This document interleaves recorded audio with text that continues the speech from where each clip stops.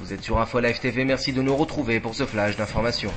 Au lendemain d'une des plus violentes journées d'affrontement, les combats ont repris samedi matin à Naher el-Bared dans le nord du Liban.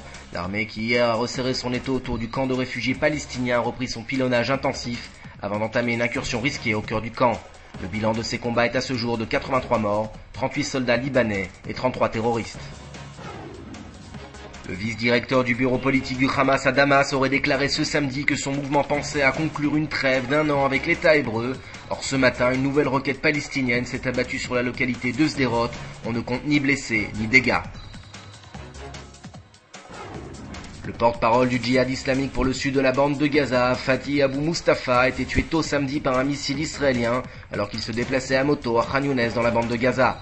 Il s'agit du premier assassinat ciblé depuis la fin de la trêve entre Israël et les Palestiniens, rompue il y a quelques semaines par le Hamas. Et puis un mot de politique, Amir Peretz et Ami Ayalon doivent se rencontrer samedi soir dans le cadre des élections primaires au sein du parti travailliste. Les deux hommes sont censés arriver à un accord ce soir, accord qui assurerait la victoire d'Ayalon face à Ehud Barak le 6 juin prochain.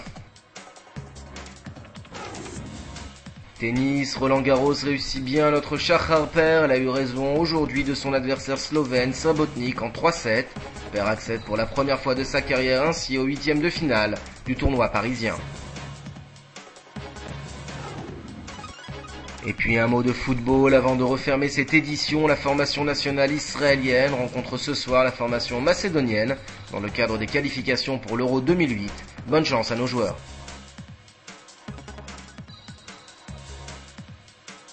Votre programme sur Info Live TV, c'est votre magazine, une semaine en Israël qui reprend en images les grands événements de la semaine. La suite en information sur Info Live TV.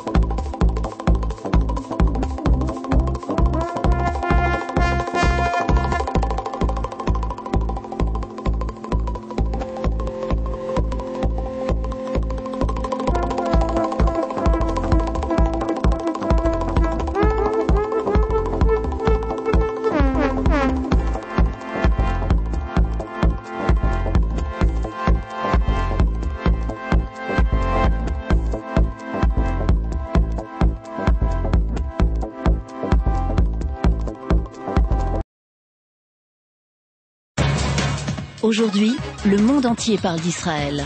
Mais qui parle d'Israël au monde entier, en temps réel, en 4 langues et en direct de Jérusalem? Infolive.tv, la première chaîne de télévision internationale israélienne.